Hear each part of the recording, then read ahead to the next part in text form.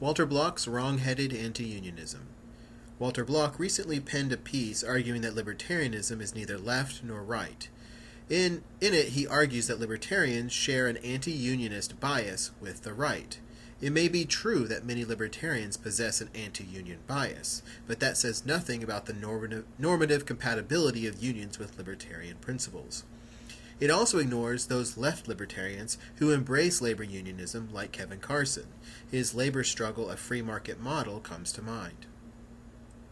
Walter Block presumably identifies unionism with state or government coercion. This ahistorical take ignores the fact that labor unions have often had an adversarial relationship with the state or government. It wasn't until the National Labor Relations Act in 1935 that unions received any government or state protection recognition. Not to mention that government or the state has frequently suppressed unions throughout American history.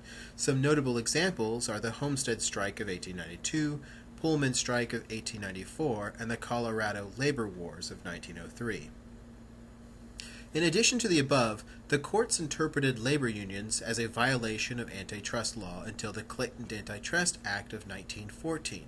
Other legal restraints are contained in the Taft-Hartley Act of 1947, not to mention that the National Labor Relations Act, or Wagner Act itself, had issues. As Kevin Carson explains, this attitude was at the root of the Taylorist-Fordist system, in which the labor bureaucrats agreed to let management manage so long as labor got an adequate share of the pie.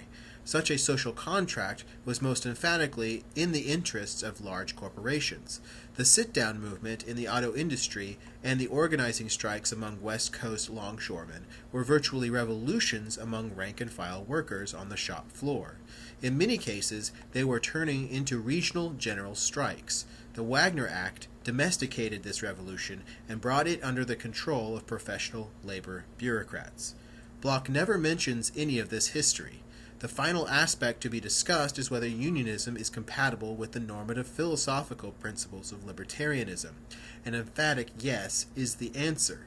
Left libertarian market anarchist unionism involves a voluntary association of free and equal workers working together for their freedom from arbitrary employer power.